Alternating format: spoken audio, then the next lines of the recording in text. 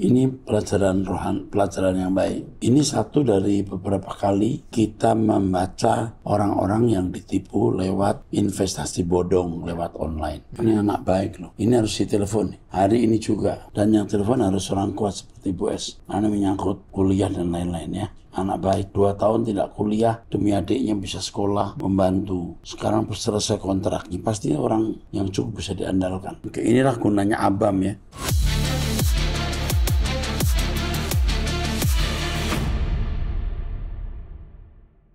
Shalom saudara, kembali kita mengikuti ABAM. Kita masuk episode 1208. Saya didampingi oleh Pendeta Dr. Grant Nixon. Mari kita mulai. Ya, baik. Pertanyaan pertama, Pak, dari seorang wanita 39 tahun, tinggal di Jakarta Timur dan merupakan jemaat gereja karismatik. Shalom Bapak Rohaniku dan tim ABAM, juga moderator yang terkasih. Sebelumnya saya ucapkan terima kasih untuk khotbah-khotbah yang disampaikan Bapak Rohaniku dan Pendeta GSKI selama saya merawat ibu atasan saya hingga menghembuskan nafas terakhir Rabu malam di rumah sakit. Dalam kesempatan ini saya mengucapkan terima kasih untuk tim ABAM yang memberikan dukungan doa, kekuatan, juga penghiburan bagi saya dan keluarga selama berduka cita. Saya percaya yang saya alami merupakan kehendak Bapak Elohim Yahweh. Yang saya ingat dari khotbah Bapak, hidup itu tragis dan singkat, juga tidak memberhalakan apapun di dunia ini. Terima kasih Bapak Rohaniku dan tim ABAM. Kiranya Bapak Elohim Yahweh memberkati pelayanan Bapak dan tim ABAM. Tuhan Yesus memberkati. Oke, kekasih Tuhan, senang membaca WhatsAppmu.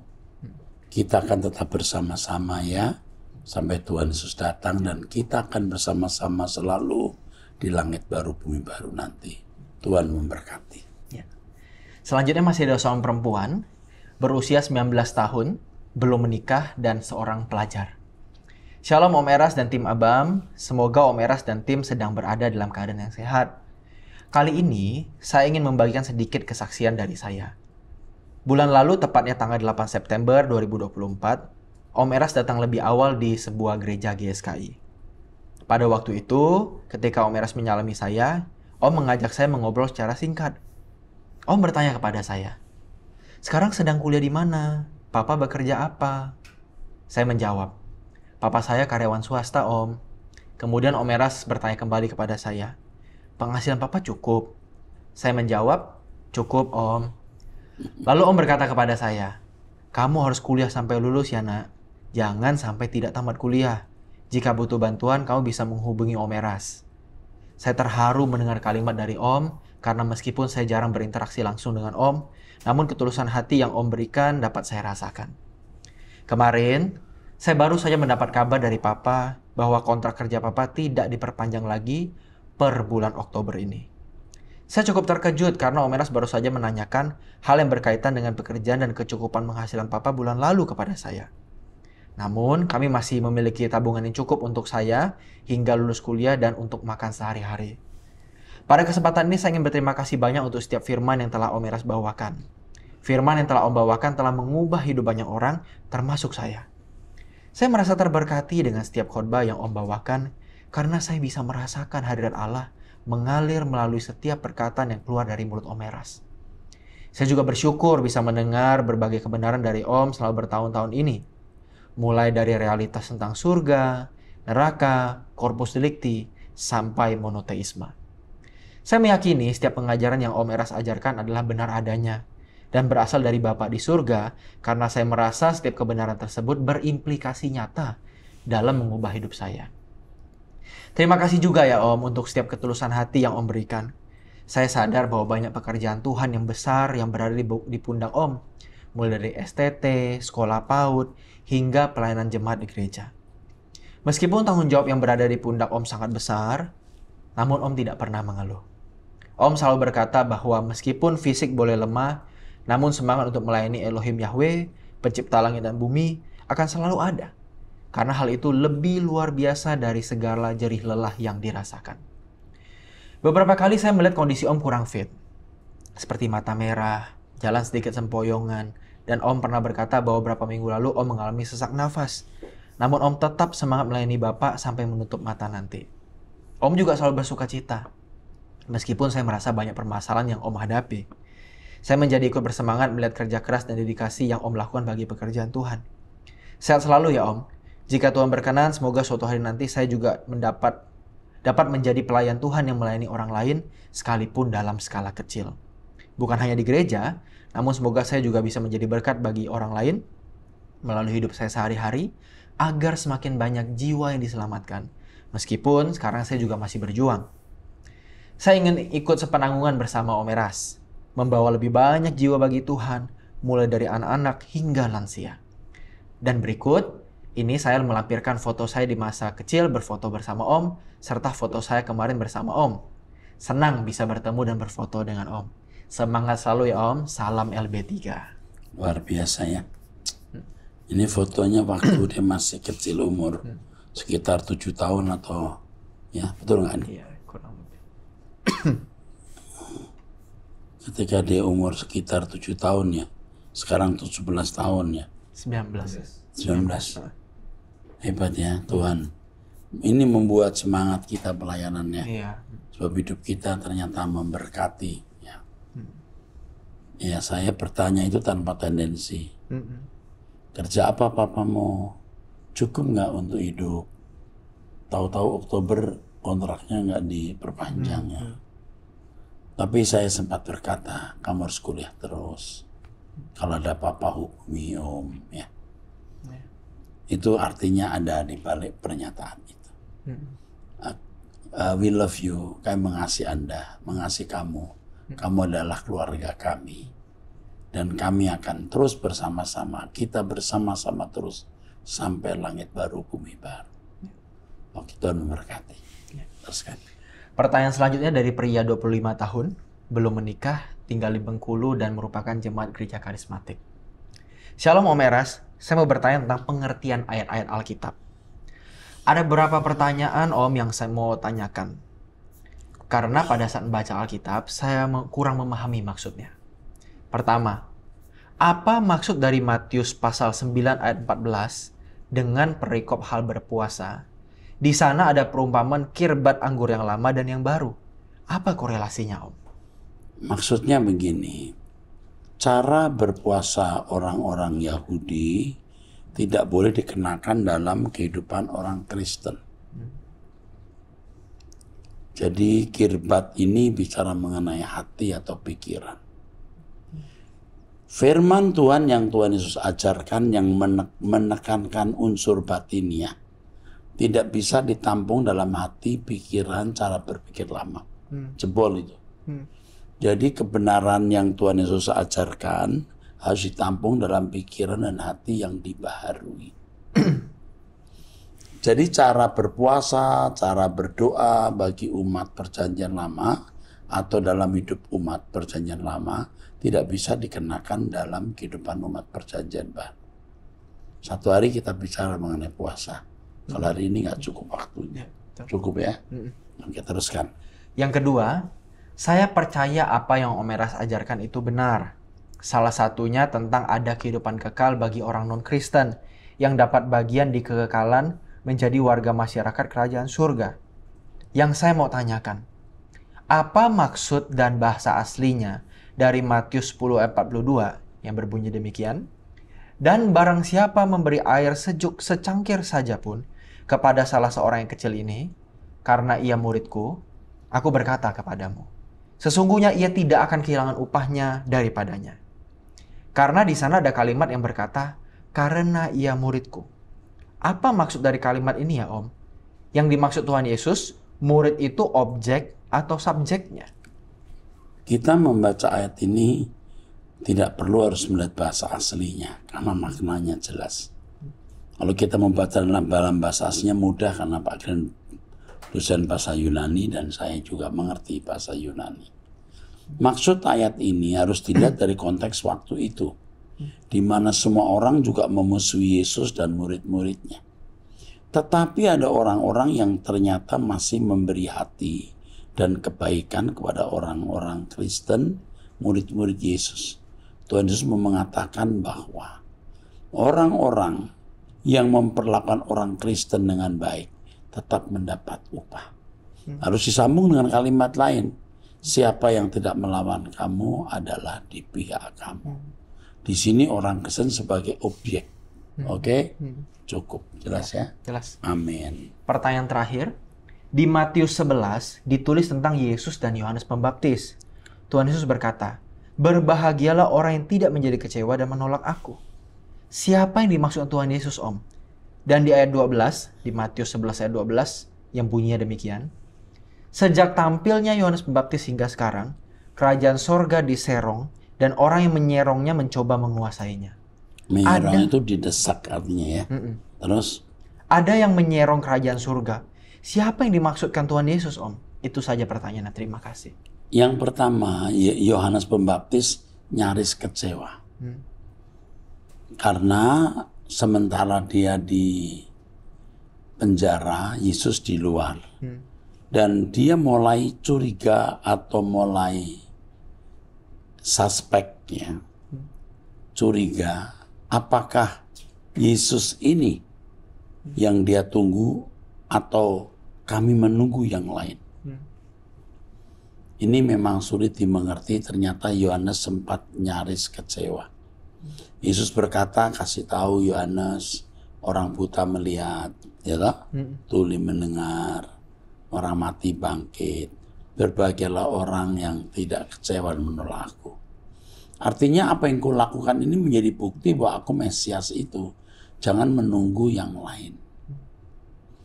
Lalu ayat yang berikut, sejak tampil Yohanes Pembaptis hingga sekarang kerajaan surga diserong dan orang menyorongnya mencoba menguasainya. Ini orang di sini maksudnya ya ahli-ahli Taurat, orang-orang Farisi ya, yang menjadi saingan Yesus. Ya, jadi mereka ingin mengambil pengaruh dari orang-orang Yahudi. Jadi yang dimaksud bukan Yohanes, tapi mencari pengaruh dari orang-orang Yahudi. Karena Yesus dianggap sebagai kompetitor mereka. Itu maksudnya. Jelas ya? Jelas. Itu oke. Oke, baik. Penanya selanjutnya, seorang perempuan 21 tahun. Nah, jadi kerajaan surga di situ maksudnya adalah kehidupan rohani. Nggak mungkin kerajaan surga dalam arti harfiah, nggak mungkin bisa dikuasai. Cukup jelasnya ya? Cukup jelas, Pak. Oke, ya terus. Baik. Dari seorang perempuan 21 tahun, belum menikah, seorang mahasiswa dan jemaat gereja karismatik. Shalom Om Eras, saya senang mendengarkan khotbah Om Eras sejak SD. Walaupun awalnya saya belum mampu memahami semua ajaran Om. Namun dengan mendengarkan setiap ajaran Om, nurani saya bertumbuh dengan sangat baik. Saya menjadi seorang yang takut akan Tuhan, bahkan saya memiliki hubungan yang dekat dengan Bapa di surga. Saya secara real merasakan banyak mukjizat dalam hidup saya. Namun saat ini saya merasa begitu depresi. Saya baru saja memasuki tahun awal perkuliahan saya, setelah 2 tahun lulus sekolah. Saya memutuskan untuk bekerja terlebih dahulu untuk membantu perekonomian keluarga saya yang hancur akibat pandemi. Setelah kurang lebih 2 tahun bekerja, saya berhasil membantu perekonomian keluarga dan menamatkan sekolah adik saya. Saya juga berhasil mengumpulkan tabungan untuk kuliah saya berapa tahun ke depan. Saya mulai berkuliah bertepatan dengan habisnya kontrak saya di perusahaan tempat saya bekerja. Saat ini saya tidak lagi bekerja. Saya memutuskan untuk fokus berkuliah. Namun entah bagaimana, cobaan ini datang pada saya. Beberapa hari yang lalu, mama saya tertipu investasi online yang mengakibatkan kerugian yang menurut saya cukup besar. Dengan uang kuliah saya di dalamnya dan beberapa uang hutang yang mama saya ambil dari salah satu bank online. Ini pelajaran yang baik. Ini satu dari beberapa kali kita membaca orang-orang yang ditipu lewat investasi bodong lewat online. Mesti diingatkan seluruh jemaat. Jangan ikut-ikut investasi bodong. Ini orang jahat sekali loh. Uang orang kecil sedikit, modal habis. Jahat sekali.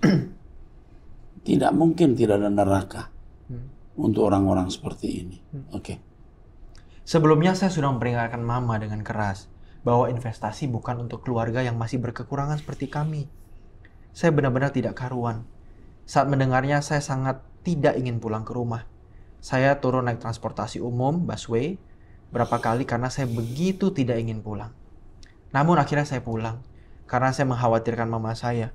Dia pasti juga tidak baik-baik saja. Saat pulang, mama mohon maaf pada saya, namun saya hanya diam. Saya tak mampu berkata apa-apa. Setelahnya saya hanya bisa menangis. Saya berdoa dan menangis tak karuan. Saya tak bisa tidur walaupun badan saya begitu lelah. Saya sangat marah namun tak saya ungkapkan karena saya tak mau mama merasa semakin tersudutkan. Saya mengasihi mama saya. Namun saya tahu bahwa ini akan menjadi suatu pergumulan besar ke depan. Saya merasa tak mampu menghadapinya. Berkali-kali saya bilang dalam hati, saya ingin mati saja. Wow. Saya semakin lemah dan tak punya semangat untuk hidup. Apa yang harus saya lakukan, Om? Saya mohon doa dan bimbingannya. Saya mau belajar memaafkan mama saya walaupun sangat banyak. Ini anak baik loh. NN-nya. Ini harus ditelepon. Hari ini juga. Dan yang telepon harus orang kuat seperti Bu S. Karena menyangkut kuliah dan lain-lain ya. Betul ya, kasihan anak-anak baik. Harus segera kita selamatkan anak ini. Tidak semua orang kita perlakukan sama. Tapi anak ini harus kita perlakukan istimewa. Anak baik, 2 tahun tidak kuliah, demi adiknya bisa sekolah, membantu. Sekarang selesai kontraknya, pasti orang yang cukup bisa diandalkan. Oke, inilah gunanya Abam ya. Menyelamatkan banyak orang dengan segala resiko dan konsekuensi yang harus kita pikul. Tapi Tuhan selalu menolong kita untuk bisa menolong orang lain. Iya, betul. Oke. Teruskan. Selanjutnya, dari perempuan 25 tahun, single. Shalom Bapak Rohani, motivator terbaik sepanjang masa.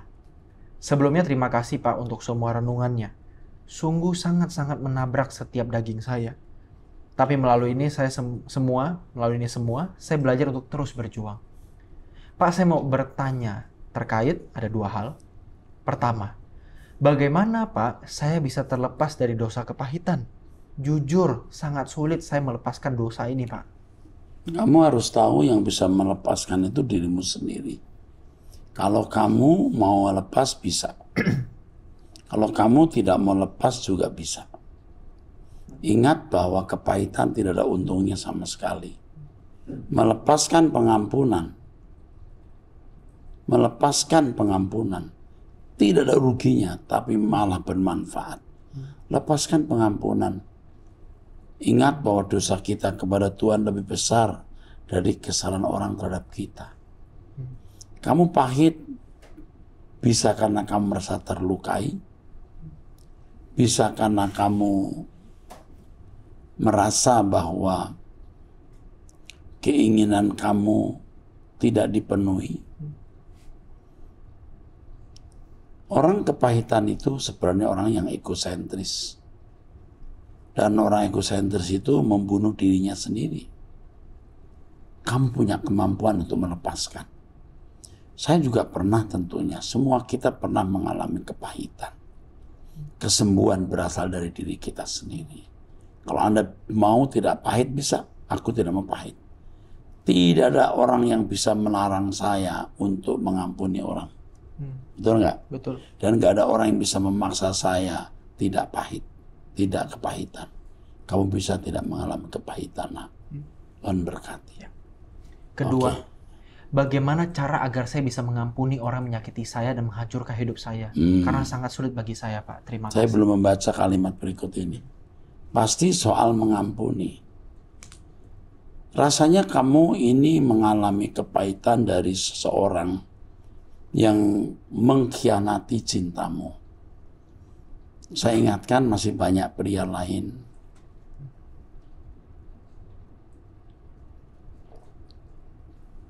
yang bisa menjadi jodohmu, atau masih ada teman-teman lain yang bisa setia kepadamu, dan Tuhan akan menyediakan itu. Lepaskan pengampunan dan Tuhan disukakan oleh sikapmu itu. Amin. Baik. Selanjutnya dari seorang pria, 29 tahun, sudah menikah memiliki 2 anak, tinggal di Kalimantan dan jemaat gereja karismatik. Shalom Pak Ers yang saya kasihi. Terima kasih atas semua ajaran Bapak yang merubah saya secara perlahan. Dari yang dulunya adalah pelayan yang munafik. Saya merasa perubahan hati saya banyak terjadi melalui khotbah-khotbah Bapak yang saya pelajari. Mohon maaf sebelumnya kepada tim Abam. Sebenarnya pertanyaan saya ada banyak, tapi akan saya lanjutkan di episode selanjutnya saja ya Pak. Beberapa bulan yang lalu ada kejadian yang saya alami. Setelah pulang ibadah, saya menyiapkan barang-barang untuk dikirim keluar kota. Saat sedang memuat barang ke mobil, ada suara yang kuat di hati saya berkata seperti ini. Jika sekelompok orang diajarkan untuk memberi dengan disertai intimidasi, diancam-ancam, disinggung-singgung, dan lain-lain, maka disitulah peran iblis justru akan menyuruh orang-orang itu untuk memberi. Awalnya saya bingung. Kok iblis justru menyuruh memberi, bukannya sebaliknya? Dan suara itu menjawab, supaya semua sia-sia. Karena tidak ada kerelaan hati dari orang-orang yang memberi tersebut karena motivasinya dari hal-hal negatif tadi. Pertama Pak, mohon dikonfirmasi apakah kalau dilihat dari kata-kata tersebut adalah suara dari Tuhan atau bukan ya Pak? Karena sudah terlanjur saya libatkan dalam khotbah di tempat saya melayani. Itu suara cerdas. Suara seperti itu suara Tuhan. Jadi iblis bisa mendorong orang memberi yang pertama tanpa motivasi yang baik. Jadi kesombongan. 2, uang atau pemberian itu bisa digunakan untuk yang lain. Tidak harus diberikan ke gereja. Apalagi kalau gereja tidak menggunakan uang itu dengan baik. Ya, sia-sia semua. Oke, teruskan. Kedua, ciri-ciri untuk memastikan suara Tuhan atau bukan, seperti apa ya Pak? Yang pertama, kalau itu suara Tuhan, kau punya iman. Ini suara Tuhan. Yang kedua, ada damai sejahtera di dalam hati. 3, kalau kamu melakukan apa yang diperintahkan itu, paling tidak kamu mengungkapkan untuk menjadi pelajaran rohani, ada damai sejahtera di hatimu. Dari teropongan saya itu suara Tuhan. Oke. Sebenarnya Pak, sudah beberapa kali saya menerima pesan batin seperti ini, yang tentunya berbeda-beda. Tapi saya tidak berani menyampaikan kepada siapapun selain istri saya. Oh iya, belum tentu Tuhan suruh menyampaikan kalau kita mendengar suara Tuhan.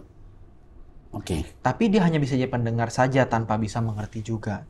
Ke pendeta pun saya takut dihakimi karena bertentangan dengan ajaran perpuluhan. Jangan. Pendetamu tidak akan bisa mengerti. Hati saya pun hanya mengarahkan saya ke program Abam ini saja untuk mencari tahu jawabannya. Terima kasih Pak Eras dan seluruh tim Abam. Tuhan Yesus memberkati. Itu suara dari Tuhan. Tuhan mengajarkan kamu cerdas. Saya kira kamu tidak bisa lama di gereja itu. Karena gereja itu kalau aliran kemakmuran yang selalu mengajarkan berkat-berkat saja, berkat jasmani lalu perpuluhan, tidak membimbing orang ke langit baru, bumi baru. Tidak membawa orang kepada kesempurnaan. Sedangkan kamu sudah bertumbuh terus melalui Abam, melalui truth.id. Kamu mungkin juga bisa membuka gereja kecil atau pos PI sendiri. Kamu jadi pimpinannya. Oke, cukup. Ya. Baik, selanjutnya ada seorang perempuan 24 tahun, single, tinggal di Jakarta dan merupakan jemaat gereja karismatik. Dear Pak Eras, semoga Bapak sehat dan terus diberkati. Ini tahun ke-6 saya mengikuti Pak Eras. Sejak 2017, Radio Truth.id selalu menemani saya belajar sepulang sekolah. Dan pada 2019, saya berkesempatan menjadi murid Bapak. Saat ini saya bekerja di salah satu sekolah internasional di Jakarta. Semua karena anugerah Tuhan. Namun sejak 2023, saya mengalami krisis iman. Saat itu tahun terkacau dari segala sisi. Saya merasa dihakimi setiap kali ke gereja. Dan semakin saya pergi, semakin saya merasa Tuhan hanya menyertai mereka yang setia. Bukan seperti saya yang sedang mengalami sekarat. Dalam tanda kutip. Sempat berhenti ke gereja. Hubungan dengan Tuhan merasa terbebani. Bahkan sering saya merasa kehilangan rasa dengannya. Saya lelah dengan siklus ini. Saya lelah dan merasa kehilangan masa depan remaja yang normal. Dari SMP sampai SMA saya dipaksa keadaan untuk hidup yang berat. Tapi di sisi lain juga begitu taat pada hal-hal kebertuhanan. Istilah yang suka Bapak sebutkan di zaman Radio Truth.id dulu, menyangkal diri dan memikul salib. Terasa tidak berat untuk dilakukan oleh saya yang suka menyendiri dan sering merenung karena apa yang Bapak sampaikan membuat saya dalam tanda kutip terisolasi dengan kebenaran. Meskipun saya tahu itu baik, tapi kenapa sekarang rasanya justru menganggap diri saya kehilangan masa muda dan hal-hal kebertuhanan menjadi sangat melelahkan untuk dilakukan. Rasanya semakin berat karena saya adalah lulusan STT yang kini bekerja sebagai school counselor yang juga mengajar agama Kristen. Tidak mudah. Pak Eras, saya menulis ini untuk meminta nasihat. Saya merasa semakin keras kepala dan sulit menerima nasihat yang baik karena saya merasa tidak sanggup melakukannya. Terima kasih sudah membaca pesan ini hingga akhir. Semoga dari jawaban Bapak saya bisa mengambil tindakan nyata. Sehat selalu Bapak, Tuhan menyertai. Ada pokok masalah atau kausalitas prima, penyebab utama dari masalahmu yang tidak kamu tulis di sini. Ya. Saya cuma mau beritahu kepadamu, jangan membagi cintamu kepada siapapun dan apapun. Kamu telah dibentuk Tuhan sejak remaja untuk mengenal Allah. Kamu kehilangan masa remaja, masa mudamu. Itu kehilangan masa muda remaja versi dunia. Tidak apa-apa. Loh, kamu kok sekarang ratapi, betul nggak? Mestinya tidak perlu kamu ratapi. Karena kamu menjadi orang pilihan Tuhan. Kamu orang pilihan Tuhan loh. Kamu bersyukur menjadi orang istimewa. Tetapi ada kausalitas prima yang tidak kamu ungkapkan. Ada kesepian yang menekan hatimu. Ada keinginan yang tidak terpuaskan. Obatnya adalah kamu jangan membagi cinta kepada siapapun dan apapun dulu. Arahkan hatimu kepada Tuhan. Tidak salah menyendiri. Menyendiri bersama Tuhan, bukan menyendiri meratapi nasib. Itu egois. Coba kembali bangkit. Roh Kudus akan pimpin kamu. Kamu berdoa, Tuhan tolong bangkitkan aku. Tuhan pasti bangkitkan kamu. Nah. Kalau masih belum kuat, saya akan membimbing kamu lewat konselor. Oke, teruskan. Baik. Selanjutnya seorang perempuan 50 tahun, sudah menikah, memiliki satu anak di Bangka Belitung dan merupakan jemaat gereja karismatik. Pak, ada seorang ibu bertanya di Abam, episode 1186 menit 15:45. Saya selama 1 tahun mencoba berkomunikasi secara intensif, menginformasikan, menjelaskan, dan menyampaikan perihal ECHS dengan lemah lembut dan tulus kepada anak saya. Kalau Tuhan berkenan, anak saya lolos tes dan berangkat, tapi kalau tidak lolos SMA di Pangkal Pinang saja. Saya terus bergumul, Ibu, tetapi selalu dalam kesabaran dan minta hikmat Tuhan. Saya doakan terus anak saya dan dia juga saya ajak berdoa terus untuk rencana studinya di ECHS. Namun saya tidak memaksakan. Saya juga sudah prepare jika dia homesick dan tidak betah di sana. Oh ya Pak, bolehkah saya dihubungkan dengan ibu yang tadi, yang berkonsultasi di Abam episode 1186? Karena dari cerita ibu tersebut, saya sangat paham bagaimana pergumulan ibu ini untuk anaknya. Terkait pergaulan, lingkungan sekolah, dan masyarakat, circle anak-anak remaja sekarang yang belum mandiri. Ini kompleksitas Pak, tidak muat di chat ini. Jika diizinkan, saya mau share dengan ibu yang dari Batam tersebut. Sin Mung Toto, mau lihat teh godang Pak Eras. Saya tidak mampu balas segala kebaikan, pengorbanan dan tindakan nyata dari Bapak, serta tim Abam dan keluarga besar ECHS. Saya bersyukur progres anak saya di ECHS yang saya tahu lewat Abam waktu itu. Sehat selalu ya Bapak. Saya adalah salah satu dari ribuan jiwa yang akan terus berkomitmen hidup suci dan hanya punya cita-cita menuju langit baru, bumi baru. Perihal Alkitab, jika bersedia, mohon infonya untuk membantu, untuk saya kirimkan alamatnya. Oke. Maaf saya merepotkan, terima kasih. Enggak merepotkan. Ibu ini perlu bantuan Alkitab. Yang perjanjian baru saja pun boleh Pak. Ya kalau bisa perjanjian baru kan bagus. Benar-benar kita bisa membantu ya. Untuk anak didiknya 141. Ya diusahakan ya. Kita kirim. Juga kalau ada buku cerita Alkitab yang sudah bekas, baru pun kita punya kan ya. Kita bantu ya ibu ini. Terus mengenai Untuk ibu yang bertanya di Abam 1186 menit 15:45 mau berbagi kesaksian. Baik Ibu, kami akan membantu Ibu, dan yang pertama membantu Alkitab, yang kedua kami akan membantu Ibu untuk terhubung dengan Ibu yang punya pengalaman anak. Ini anaknya udah di ECHS ya, yang anaknya berubah luar biasa gitu. Oke, saya kira cukup. Kita akan lanjutkan di episode yang akan datang. Tuhan berkati.